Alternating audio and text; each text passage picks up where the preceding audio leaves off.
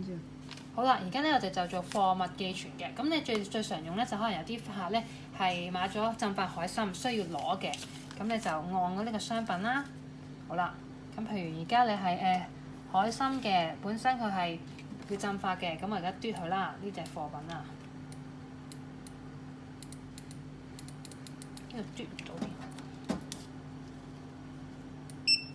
假設嘅啫。咁佢可能係呢個啦，咁你就佢大概幾多天嚟啦？譬如你話我話咗俾你聽個客7天後嚟嘅，咁你咪7天咯，咁入咗7天啦。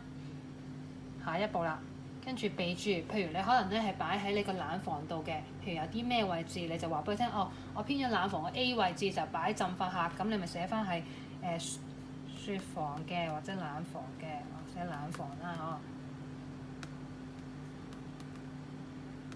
A 位，咁啊編咗佢啦，好啦，咁啊再下一步，好啦，一佔咗啦，咁你就確定咗先咯喎，好啦，咁你要入翻個客嘅資料，添加寄存人，可能佢手機 number 係咩啦？可能係咁啊入咗佢 number 啦，好啦，跟住佢叫咩名啦？李小姐咁樣啦，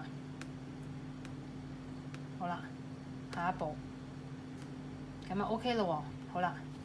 咁啊已經跟住入晒資料咯喎，睇翻啱唔啱啦，唔啱就再修改啦，或者佢有多幾樣貨品你就入多幾項啦。好啦，撳確認，好啦，寄存啦。咁你咧就會喺呢度咧就見到呢個嘢待取嘅。好啦，如果個客假設要嚟攞啦，咁你就撳取件。咁咧佢話要取件碼嘅，你取件碼咧你入翻1234就得㗎，1234。下一步唔使入嘅呢度，跟住撳確認，咁佢就會顯示已取件啦。咁大家就可以記錄啦。又或者咧，你喺呢個位置咧，譬如你到期嘅，咁而家冇啦。如果唔係你譬如到期日子，佢就會話俾你聽邊度，咁你可以成日打電話提啲客嚟攞咯。咁譬如有啲未取，又可以睇到嗰一貨品有幾多數量都會有嘅，咁就喺晒呢個位置啦。